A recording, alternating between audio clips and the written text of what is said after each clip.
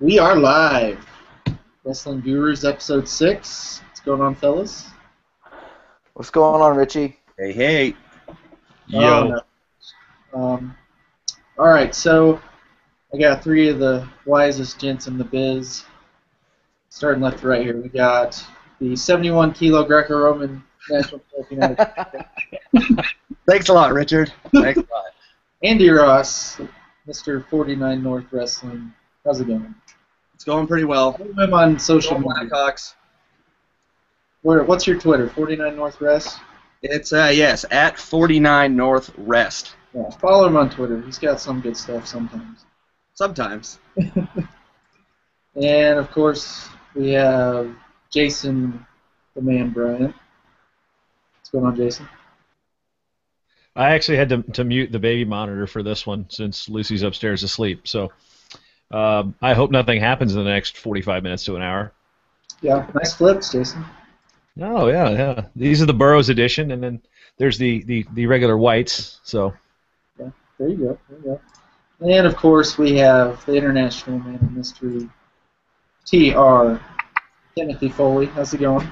What's going on, man? Thanks for having me on. You got it, brother. Straight out of Rwanda or whatever country. Straight out of Kazakhstan. Kazakhstan. How was the Asians? They were actually pretty good. I think they sat a lot more people. Some people had good. There was a couple of world champions there on the Greco side, but most people are sitting out Asian championships because they are either going to try to double up and do Worlds and Asian Games, or they just care about Asian Games this year. So it's actually going to be pretty interesting. The World Championships are going to be pretty down because Korea, Kazakhstan, a lot of those, maybe even Iran, some of these people aren't going to bring their best people to the Worlds. They're going to bring them to Asian Games 2 weeks later. It's a little disappointing. Well, Asian Games is just more important to them. Yeah. Which is, I guess, disappointing, but... Maybe I should go to Worlds for Greco. I don't know who the backup is for Korea, but I'm pretty sure he knows what he's doing at 71 kilograms. Yeah, most likely. Yeah, they're not bad over there. Fellas. I can't make 97 kilos yet, so there's no way I would ever consider, one, competing again, and B, competing at that level. Unless I could get, like, citizenship for, like, I don't know, Djibouti or something like that. Foley, you're going there next week, right? No Djibouti on the schedule.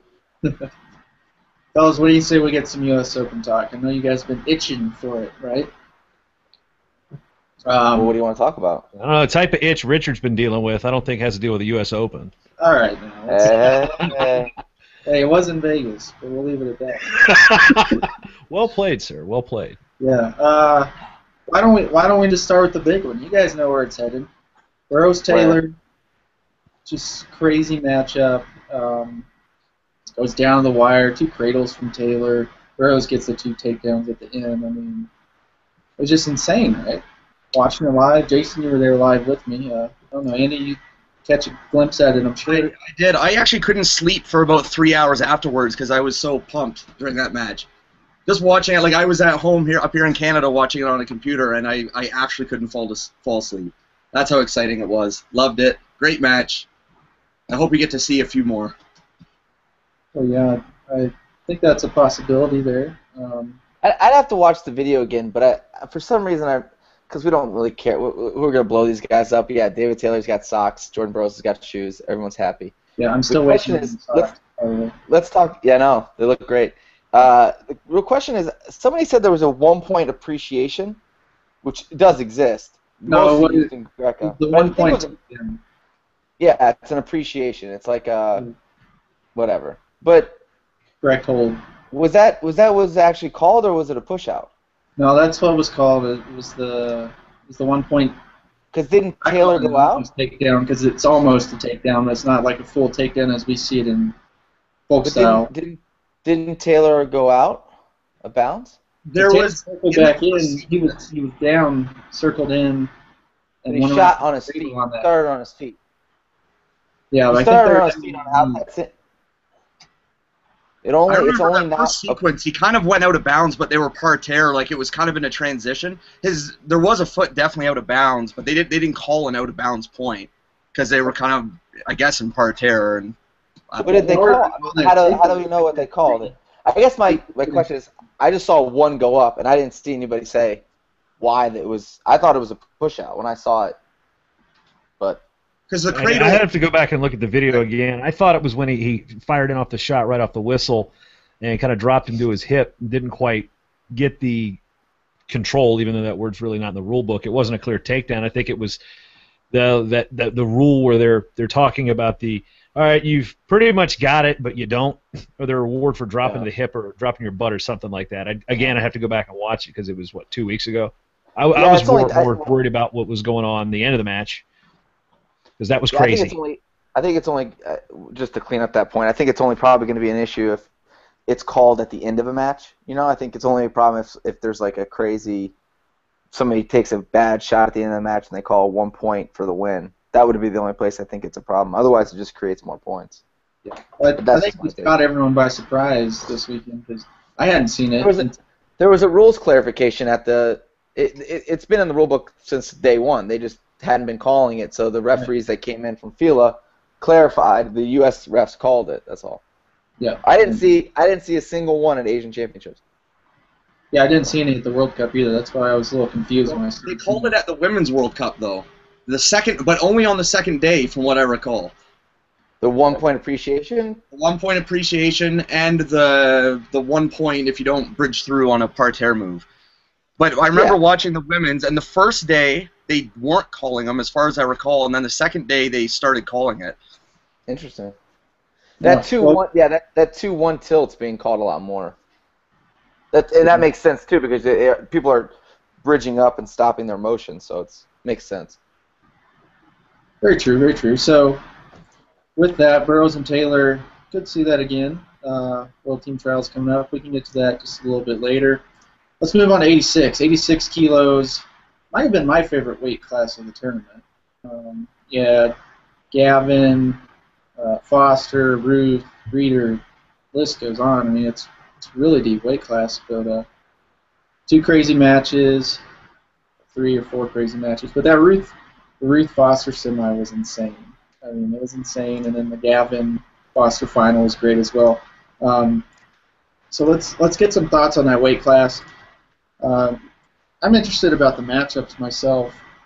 It seems like Gavin has Foster's number, but Foster seems to do better against the international guys. I mean, what are your thoughts on that? Anyone?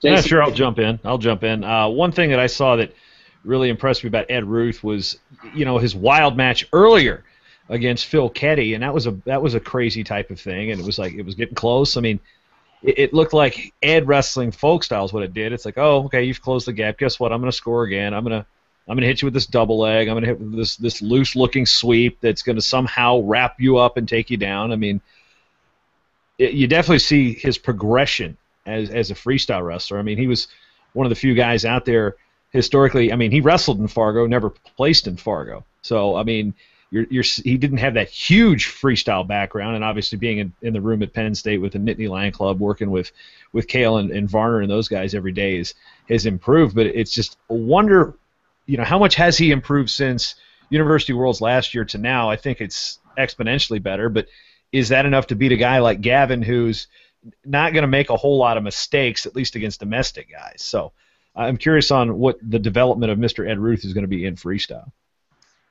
Yeah, and with that, it seemed like he was getting to the leg almost at will, but that put him in bad positions. That's how you saw against Foster, he got in the leg, must have been 10 times he was in on that leg, but then he got scored on. Same with his third-place match against Reeder. I don't know if you guys saw that one. But his third-place match with Reeder was 12-11, same deal. He got about 6 or 7 takedowns, but Reeder just kept chest locking him. Ruth won, but I think his style is a little bit different. I'm interested to see how it plays overseas. I think he just needs to tighten it up. I mean, I think Jason said this before. It's just really just a lack of playing in the style as much. He's not giving the correct resistance to when people give chest locks. It's just a matter of feeling it enough times and adapting. I think it was last year, or was it 2 years ago? Phil Keddy put a beating on him, and so for him to come back and beat Phil Keddy, I mean, even just something as simple as that. But originally you asked the question. Gavin has Foster's number, but Foster does better internationally. That is a very basic statement that is highly weighted. Like, Clayton Foster just doesn't do better. Clayton Foster does way better internationally. Now, I like Keith Gavin. I'm not going to say, I mean, he can do things I could never do. But Keith Gavin's not doing the same things on the international level that Clayton Foster's doing. I mean, to beat a world bronze medalist and a world Olympic bronze medalist and a world champion in the same tournament, very good, son. And that's not something we're seeing right now from Keith Gavin. Gavin had trouble with the Spaniard. Well, the Dagestani Spaniard. We lost to him. Yeah. Spaniards' last names don't end in V's. Friev or whatever. Speaking of which, Bruce Wilson against him coming up. Anyways, go ahead. The way I kind of look at it with those three, they're the three different level or what you're going to see, right? You have Gavin who's good at, like you said, he doesn't make many mistakes, right? And you have Ruth who's ultra aggressive, but he makes a lot of mistakes. Foster, I think the reason he does well internationally is, he's almost the right mixture of both, right? He takes a lot of risks, but he's not in bad position a whole lot, right? He knows when to take the risk. So yeah, the World Team Trials are going to be interesting there. Personally, I could see this year Gavin taking it. That would be my go-to right now. But Ruth, like you said, if he cleans up his game, it's going to be interesting. It's going to be and Foster as well. Like obviously, as we said, he's already done so well internationally. Andy, just to clarify, is it Gavin or Gavin? I don't know. It's an interesting process. Yeah. Wait, but what's the difference between, or not difference, but, and I'm sure you can answer this, Richard, too, but how does it work? I mean, is that the end of the line, the World Team Trials? Is that going to be the end of the line for those two? No. Well, it's all dependent. There's a bunch of rules, but basically, say Burroughs loses to Taylor at the trial. Oh, I don't know. Whatever, I'm not worried about that. Yeah. I'm talking about Foster and... Just Foster and Gavin. I believe that it just whoever wins goes. Yeah. I think you have to have the World Championship proven more criteria in order to get that wrestle off. But we actually have a sheet on that on mat.com. I'll take a look at it. It won't confuse you at all.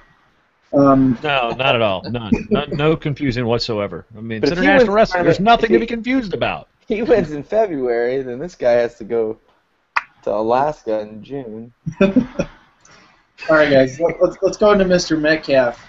Dominates a really deep weight class. He didn't give up a point. So he sort of separated himself. I mean, he was the guy last year, two-time World Team member, but that weight class, I mean, Oliver, he didn't wrestle Oliver there. You got Russell and Humphrey bumped up, Molinaro, Stever. I mean, that might be our deepest weight class, even though Metcalf seems to have separated, obviously, from everyone in there. I mean, he's looked great internationally. He just had he looked like an idiot in his match against Vlasov. He knew he's beaten Vlasov twice. But he knew what he was going to do, but he just kept getting his wrist taken, and he kept getting slid by, and that crazy little, and once he got down 7 points, it became one of those questions of how hard can he battle back. If it wasn't for that, I think he probably makes it to the finals against against Amiev, who he would have beaten. Yeah, I think he would have beat. Maybe he wouldn't have beat Karanaliev, but he could have. I think it would have been a really good match between him and Karanaliev. Yes. Well, keep in mind Oliver does have a win over him, and David Taylor. David Taylor has a win over Karanaliev. Karanaliev is somewhere in the neighborhood of 25 pounds lighter. I'm well aware. If you watch the match, David Taylor's got. That's like me being like, dude, I beat. Was there a weigh-in, by the way, for that? I mean, or was it an honor system weigh-in? I don't know. Yeah. And Jordan Oliver beat him, but Karanaliev had ear infection. I'm not giving the kid excuses, but he did have an ear infection. Yeah, well, it was a rough trip for them, I know. Didn't realize you majored in ENT while at UVA, Mr. Foley. I dabbled. Okay, so we pretty much all agree, Metcalf. I mean, Yeah, I think right now he's definitely by far the number one in the U.S. I'm still, I'm interested in seeing how he does at Worlds, and draw might have something to do with that. At the very least, I'd like to see him get a match, before he hits like kind of the number one guy. You know what I mean? Last year was kind of a rough first match there. I'm a huge Metcalf fan. I have been even like back to NCAA. I want to see though if he can hit, if he can hit that high crotch internationally, that's going to be the big thing, right? And right now it looks like I think he will. But yeah, I don't know. That's where I'm most interested in though. I want to see his first match at Worlds, and I think that will kind of set the mood for the day. Andy, you say since college, aren't you like next door to Metcalf? I mean, you grew up closer to him than most of us did, and you live in another country. Yeah, that's true. But we don't really. I'm maybe one of two people I know in my area that follow folk style wrestling. It's not out in British Columbia. We have Simon Fraser and NCAA, but not too many people up here appreciate it, or at least follow it. Yeah, you made a good point though about it's all about matchups for him. If he gets the wrong guy too early, then it's. But also, it's preparation. It's whoever's going to be in his corner coaching him at the tournament. Whoever's going to be able to scout the next guy, are they going to be able to figure it out? And is Metcalf going to react to that coaching? Right, well, another thing to worry about too is as we saw at the Worlds last year. If Metcalf gets beat in an early round match, you got to worry about the next guy, the guy that beat him, losing because he's so tired because he just wrestled Metcalf. I mean, I think that was a product of Metcalf's pace at the Worlds last year. I mean, Randy was just spent. He's like, oh, crap, now I got to go wrestle again 20 minutes later or whatever it was. So, good point. That's one thing. Those high-intensity matches, Brent needs to win and put himself in position versus waiting for a guy that he just hammered even though he might have lost a match. The guy's just beaten mentally and then goes out and is like, I got nothing left. Well, he got 30 minutes this year. Yeah. 30 minutes. That's going to cause a big change in some of that. Hashtag sarcasm. Well, why not? I mean, it's 30 minutes. It's a little bit more time, but still, I mean. Isn't it twice as much? I don't know. I just think it matters a little bit. It will matter down the stretch, I think. I think you see the guys that make the semis, they just... I mean, but he's gonna wrestle. He's gonna wrestle probably 2 more international tournaments. He'll do World Team Trials. He'll have 1 or 2 more international tournaments, and then he'll have Worlds. And so we'll get a better feel. I'm sure he'll go to Grand Prix of Spain or maybe Poland or whatever they're gonna go to. But yeah, we'll see what he's able to accomplish. It's not like you have to worry about him getting scouted. People know what he does. He just needs to work. So. Any other freestyle points before we delve into the other 2 styles here? I mean, there was some great... Yeah, I actually have one question for Andy Ross there. You got the Canadian Olympic trials coming up. What about that weight class up in Canada? Who's going to be able to try to challenge Metcalf in the Pan-American rivalry? Well, 65 is going to be most likely... Well, it is Hyson Garcia. For the World Team Trials this weekend, it's actually just our non-Olympic weights for the guys. So our 65 representative, Hyson Garcia, who is always up there, him and Metcalf have split matches. As far as I know, I think he trains down there in the States quite often too. I think you see him at the Olympic Training Center from time to time. So yeah, no, I think that would be a good rivalry. Like I said, they've beaten one another, so we'll see that. But that might be a good early international match for both guys to have before the World Championships. Agreed, very nice. Well, fellas, if that's all we got on the freestyle, let's move on to women. What do you say? 48 kilos, pretty dominating lineup there. Just a fun weight. I mean, Vicky Anthony hitting that big headlock at the end of the semifinal match to beat Clarissa Chun was just nuts. I mean, here it is. Okay, Chun's looking sharp. First tournament back since she had surgery, and it's just like, okay, she's looking sharp, and then Vicky's like, and just chucks it. And what was interesting is Ike Anderson was in her corner, and Ike knows a little bit about headlocks and throws. He was the developmental Greco coach at USA Wrestling for an eternity, it seemed, and a scratch golfer, I believe.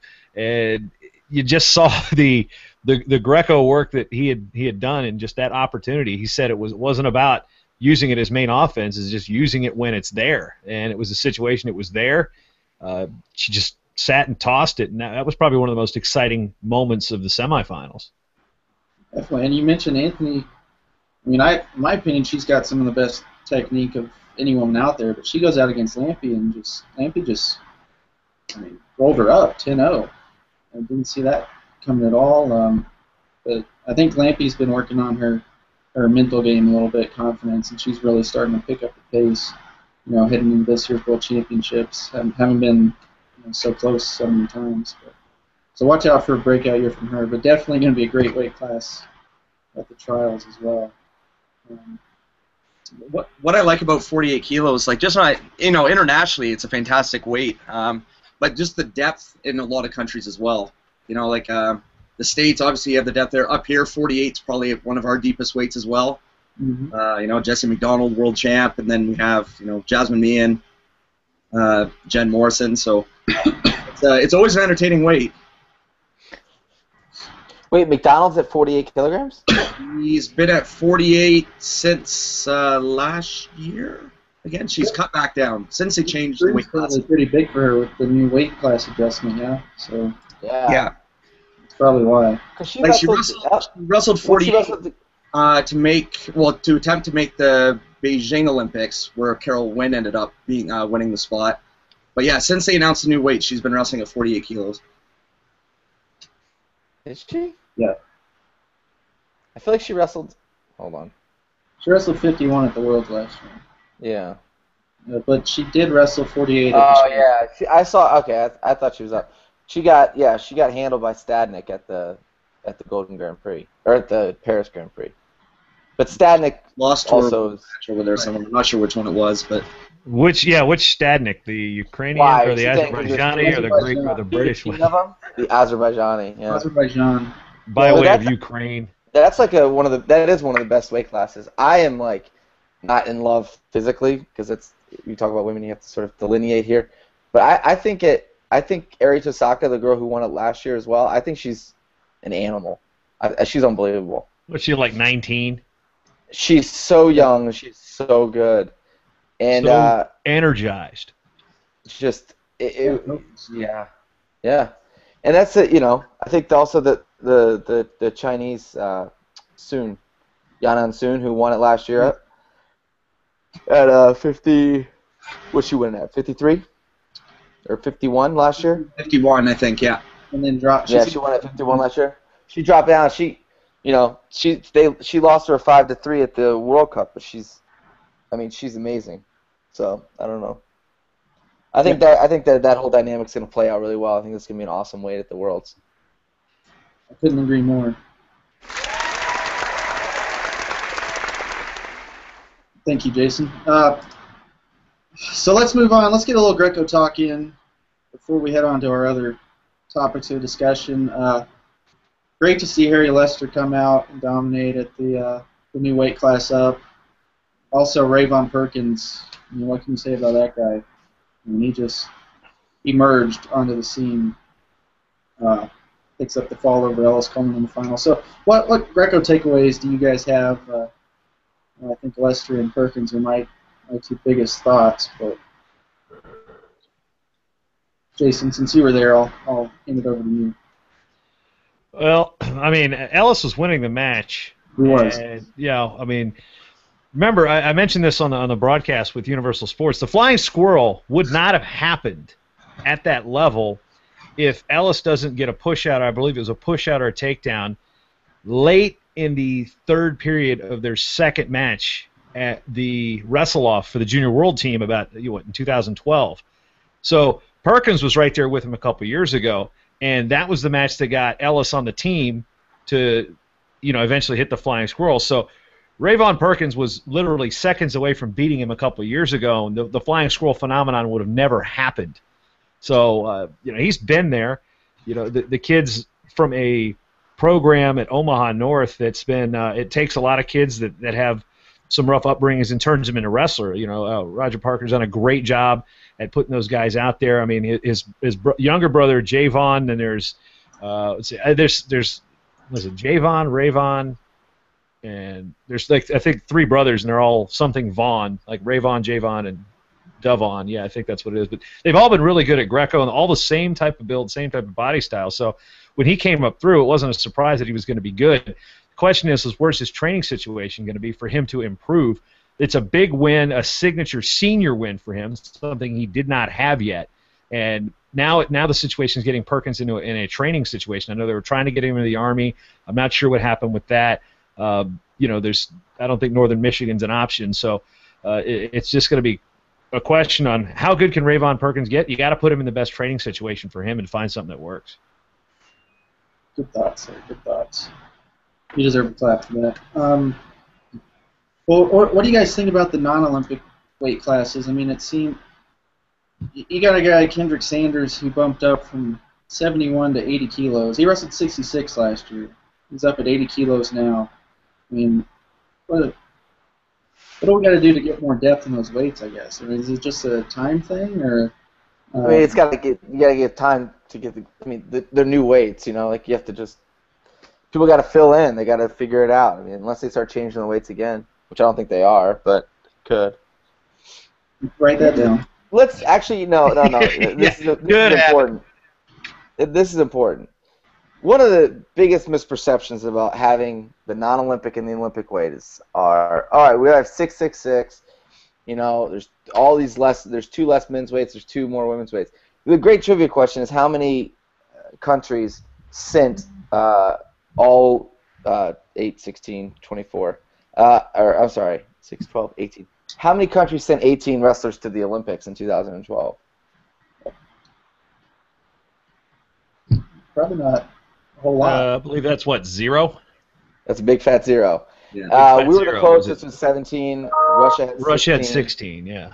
And then it was like 12, 13, 14, whatever. The point is there's not this like heavy saturation of talent. I think one of the things we do is we tend to look at 74 kilos on the American side and say, oh my gosh, why are there not more weight classes? But that saturation doesn't exist. I mean, and that's what tends to happen is you get certain weight classes where people are really good, and then you get places like 80 kilos or somewhere else on Greco where there's just not as many people. Now, that's up to the wrestlers to decide if they want to make maybe they want to make a shift. Maybe the number 4, 74 kilo guy wants to go over and be 80 kilos in Greco. I don't know. Doesn't your staff for the Olympic deal have to do more with the qualification process than actually being able to field the team? I mean, everybody in your team can qualify. Why wouldn't they be able to qualify? They have to finish top 3 in selected tournaments. You win their championship, or there's plenty of ways that they can all qualify. They have opportunity. It's not like they don't have the opportunity. Well, I think one of the points that I think it's trying to be brought up here, it's just the way to do it, is next year in 15 is going to be a big year because it always is the year before the Olympics or World Championships, the qualifications at those Olympic weights. So I think like we saw it in Istanbul, at women's freestyle specifically, the larger weights, the Olympic weights, had a lot more entries, and the non-Olympic weights were, like in some cases, Adeline Gray's weight class had 14 entries, where I believe 72 kilos had close to 30. So maybe that's where we're getting at, is why aren't there more wrestlers in those weights, or is the qualification case the issue? The non-Olympic weights aren't going to be wrestled at the World Championships. Not in 15. No. But they are this year. Yes. Weird. Right. So it's 2 years of non-Olympic weights. Huh. But you got to remember also the reason that's going to happen is because right now there's no that whole system could change after it's likely to change after 2017. 2017 is the re-entry into the Olympics full time. At that point, they're going to look at the new system and say, "Oh, this is the system you guys want. Okay, you want to be part of the whole program." So 2017 is the benchmark year. So no, there's not going to be 2015. And besides, USA Wrestling already signed the contract.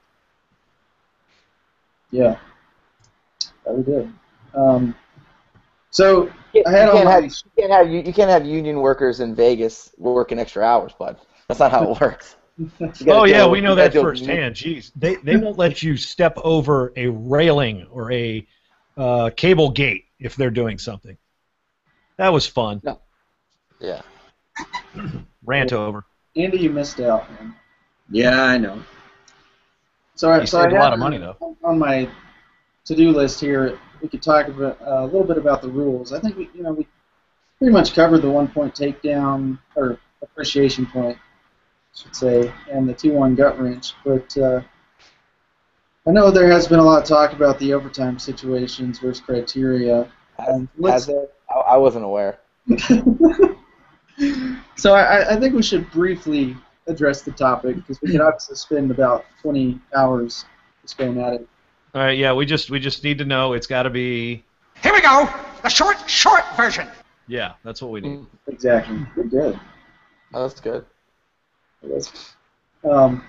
Okay, so from what I saw in Vegas, I saw 3 matches that went to criteria where the wrestlers didn't know who won. In one situation, I'm sure you guys saw the Martinez versus the Valencia match. Did you guys see that one? Yeah, it was a little wild. Yeah, it was a little wild. So Martinez hit the 4 at the end to tie it up at 10. He thought he won. He asked the official if he was winning, and the official didn't tell him.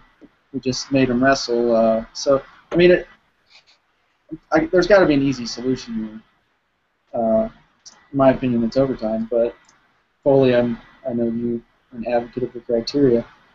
I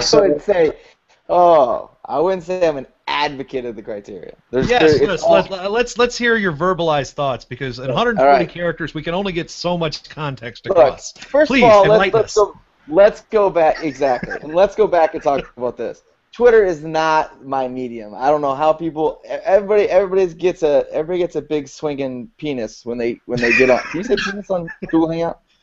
Everybody gets a big swinging penis when they get on Twitter. When they get on Twitter, all of a sudden everyone's just this big Twitter tough guy. It's like, all right, calm down, talk about the problem, not talk about the people. All right, so here's the main issue I have. Everybody's talking about how great. If you rationally look at it, everybody's like scoring is way up, wrestling is through the roof. It's incredible, right? Everybody can agree to that. Everybody in America agrees that when you come to a tied match at the end of the match, you need to have overtime, right? Because that's what we have in Scholastic, and that's what we do. We have overtime. That is not the way the rest of the world thinks. Is that why soccer is so popular? I mean, that's the thing. Like, soccer doesn't go to shootouts. It doesn't do that kind of thing. But no, I'm saying they don't think of it. They don't think of it the same way. Like, they think of it in terms of, like, we know that there's somebody winning and there's someone losing. Okay. That's one thing. First of all, the whole world doesn't share the Americans' opinion. We're just the loudest, and we complain the most. Shock. Here's the other part. I just forgot what the other part was. Presentation. I wasn't at the U.S. Open, obviously, but I'm assuming you use the same lights that we use at like collegiate tournaments, the whole shebang bang. There was a box score clock that's similar to what you see, but there was also a monitor similar to FILA. So like at a FILA tournament, technically, and there's a new system being developed. The old system was a triangle. I walked up and I was like, guys, that's not going to do it. It needs to be visible from everywhere. And now there's a big underline on the person who is winning. It happens immediately. It's part of the system. You have a referee who's working the clock. He says 2-point takedown. That line will move sides, and it'll go to the person it's supposed to be on. It's very obvious who's winning and who's losing.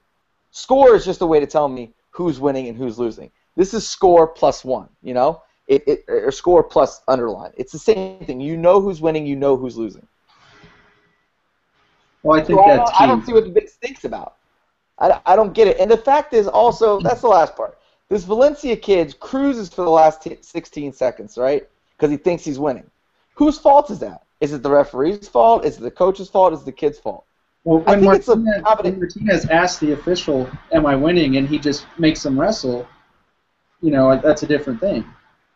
And they wouldn't.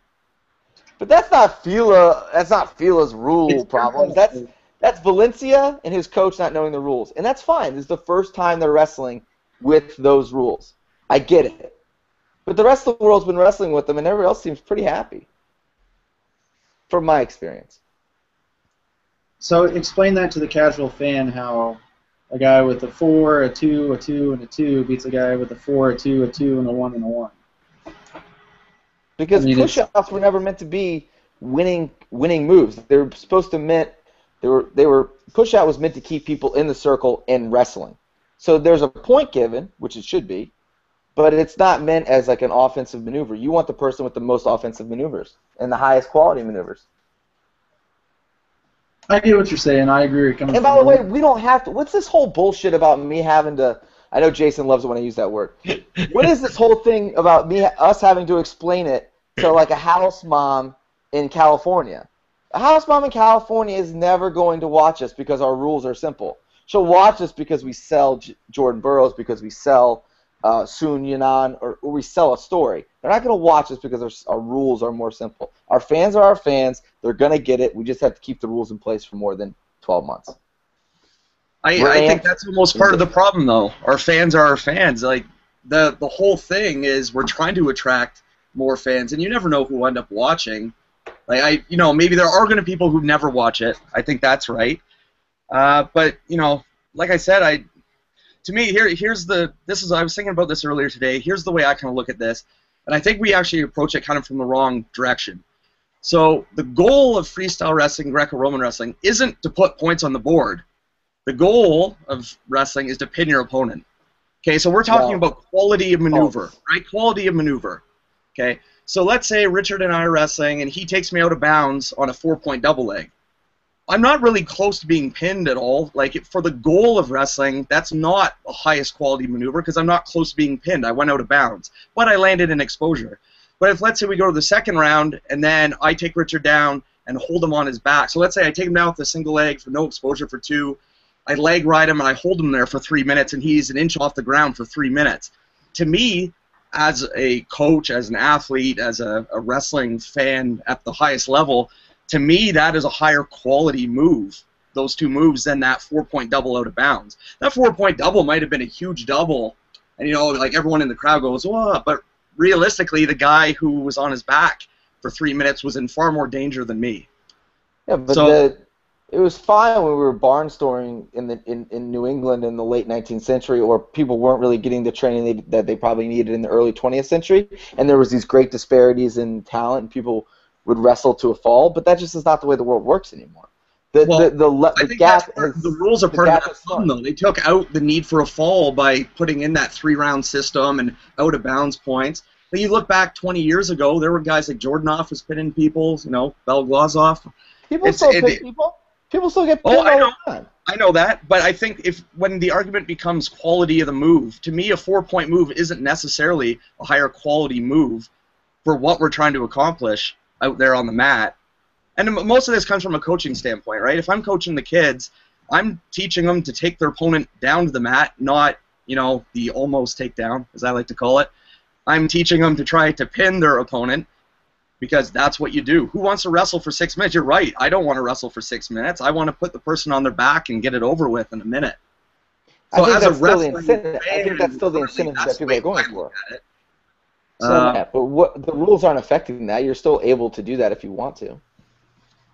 That's correct, but I think the explanation, trying to attract new fans, like you say, the Americans are the only ones that want it. I've talked to a lot of people from outside North America as well. And for Canadian.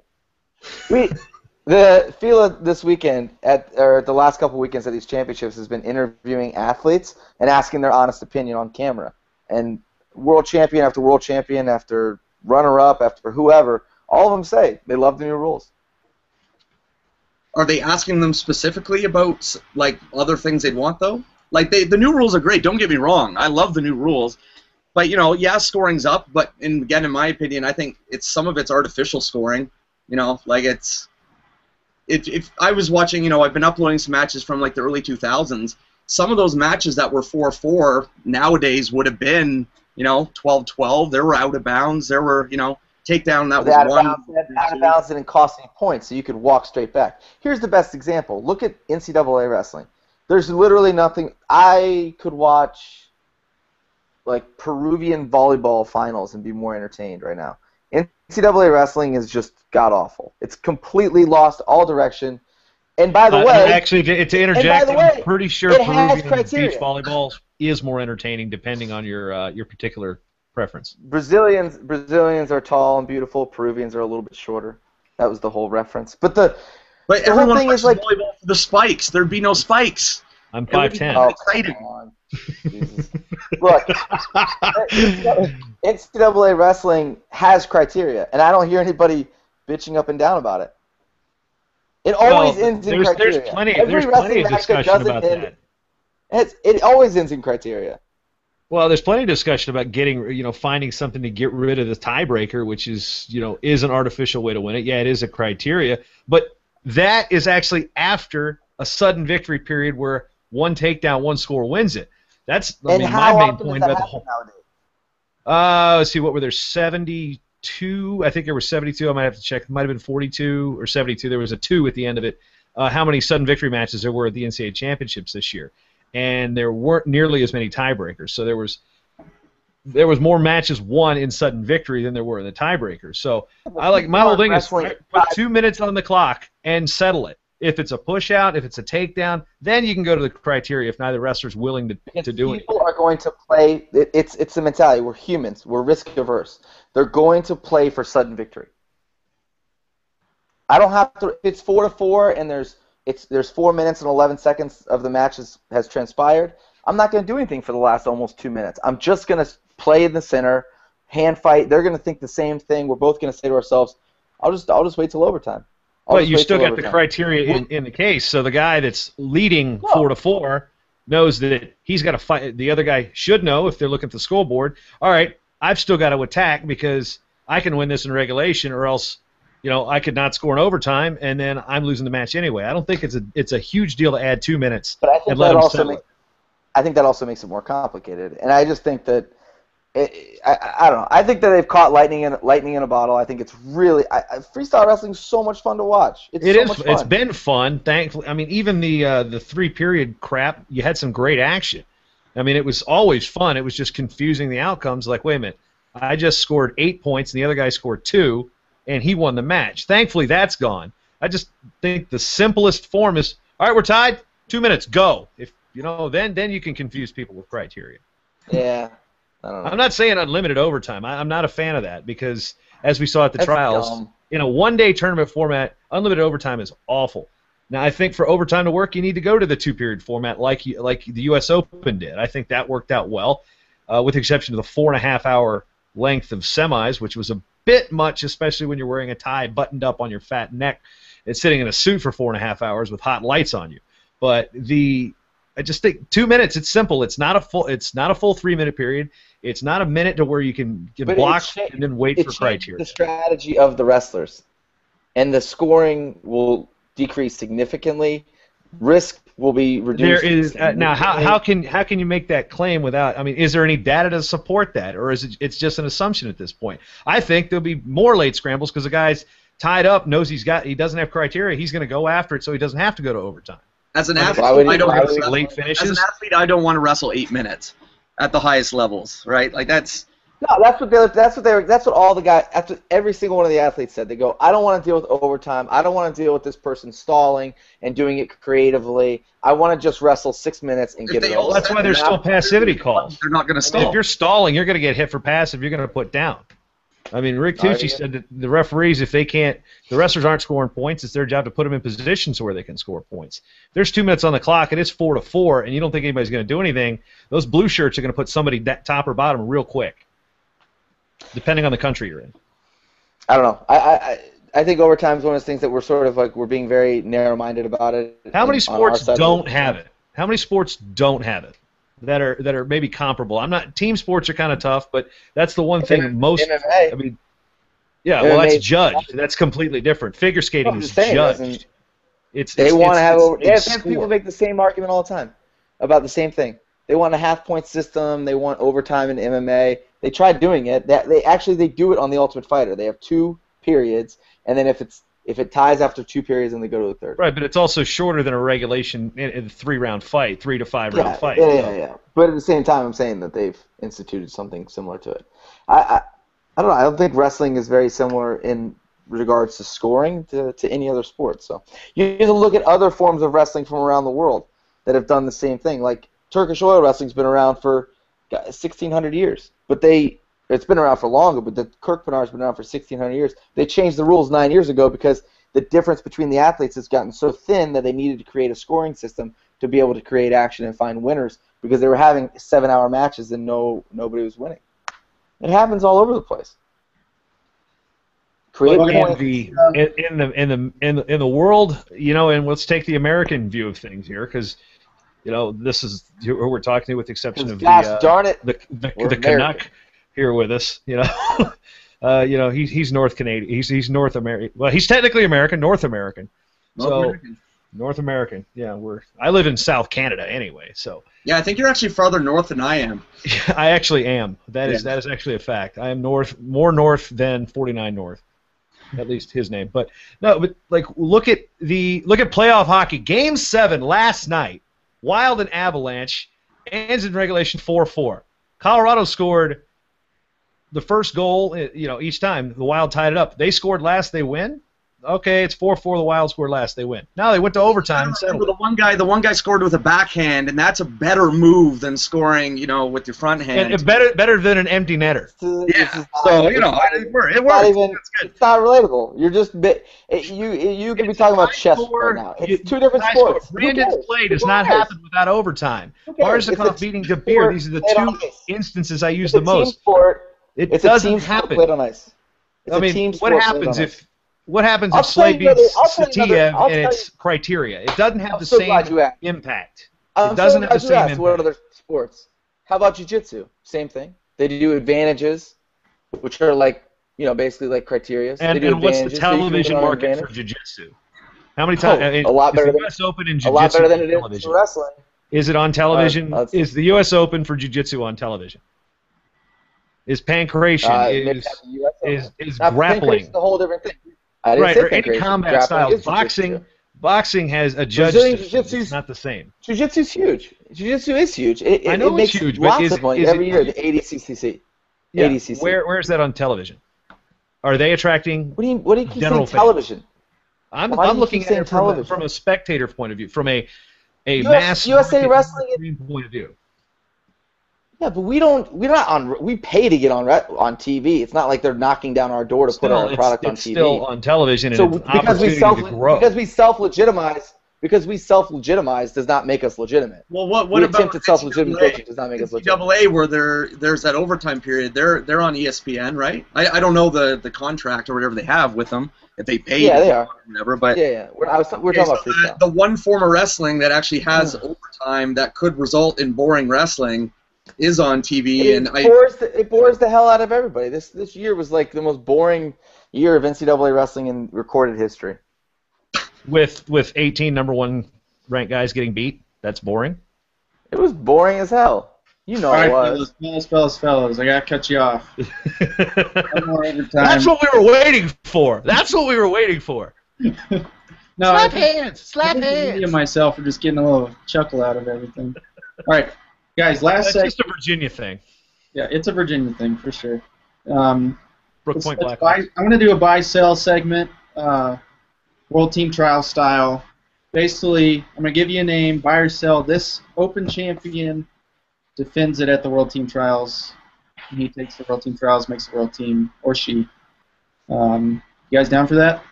Let's do it. All right, and if you have comments, keep it brief.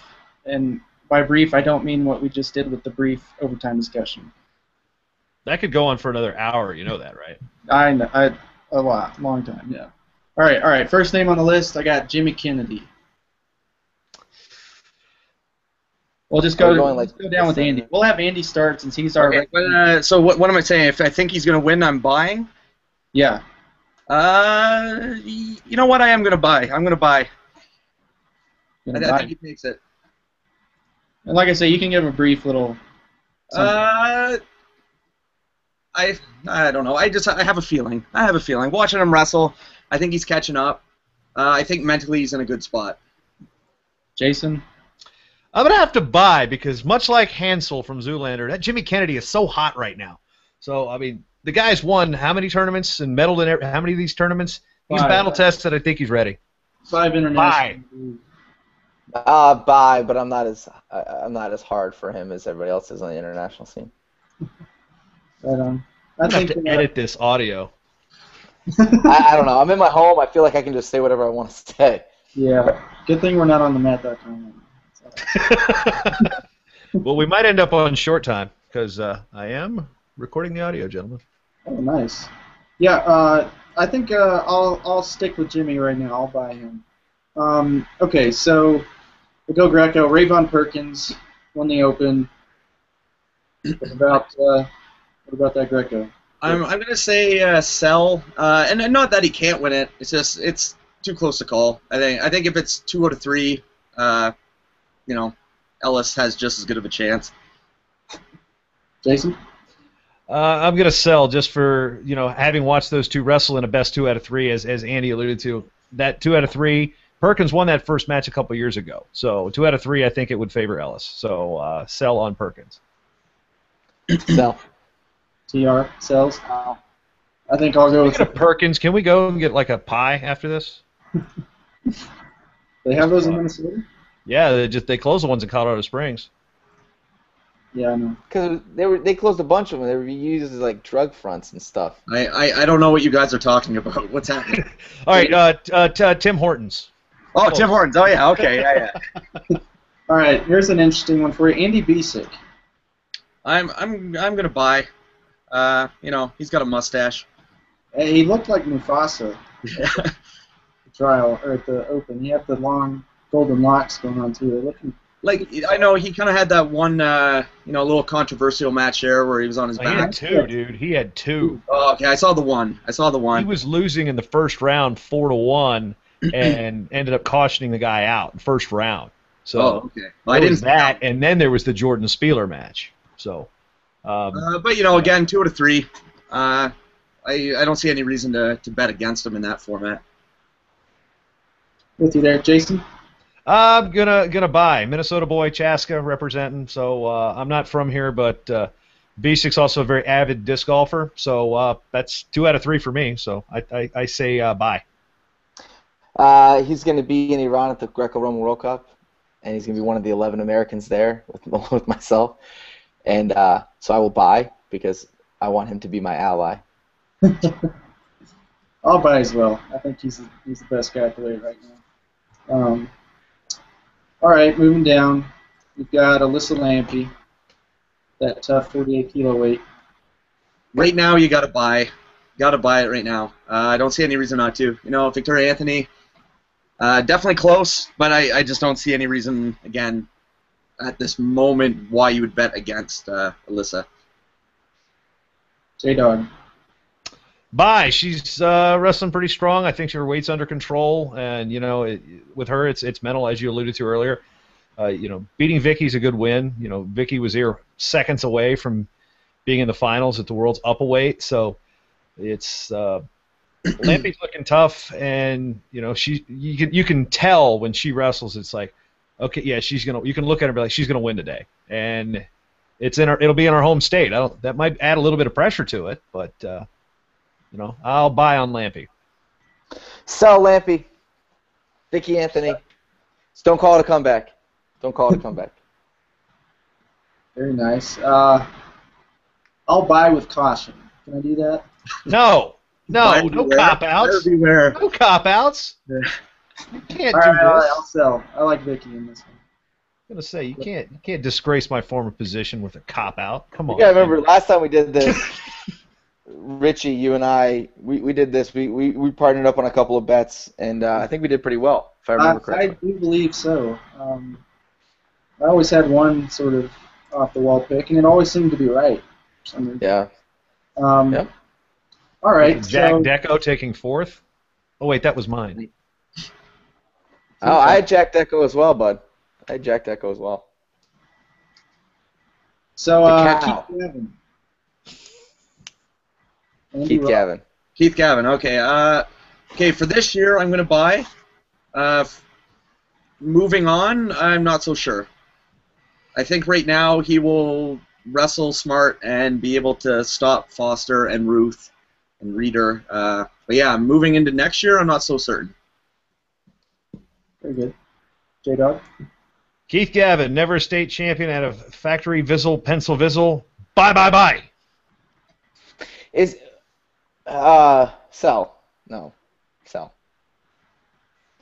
Clayton Foster makes the finals. I'm assuming that's what's going to occur. Either way, Clayton Foster makes the finals or Ed Ruth makes the finals.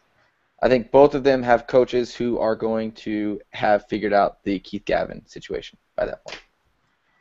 I think I agree with you there as well, Foley. That's 2 in a row. I'm a little nervous. Yeah, I know. Right? What's your position on overtime, Richard? There we might disagree. All right. So Tervel Delagnev, he obviously had that big win over Don Bradley. We haven't talked about that, but that's developing into a nice top-heavy weight class, pun intended. So what do you guys think, Tervel? Again, right now, got to buy. I don't see him going down at the trials. Not in the best of 3. Looked pretty dominant there in that win. Jason. I have not picked against Tervel, I don't think, ever. Mainly because he's a Division II guy, and him and I share the same wedding anniversary, not to each other, but so I'm forever tied to the Delagnevs. Bye until he decides to hang him up. I'll buy until he reaches that point where heavyweights kind of just forget how to wrestle at that age. But I think that he's not quite there yet. For me, that age was 17. I think he makes it. I think he can make it through 2016 Rio, and then he'll either consciously retire or be retired by his frame and his age. But yeah, I'll buy this year. I will buy as well. All right, last one. Jordan Burroughs. All right, here it is. Here's my wacky pick. I'm going to sell, but only because I'm going to be at the World Team Trials, and I think that would just be absolutely wacky, and I want to be there when it happens. I think, realistically, to tell you the truth, I think Taylor can pull off one match. It's, again, 2 out of 3. That's a whole different ball game, though. Jason.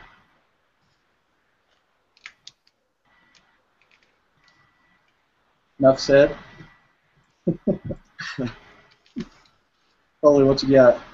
I'll buy. He's the man. Yeah, I'm buying as well. Not betting against the champ ever.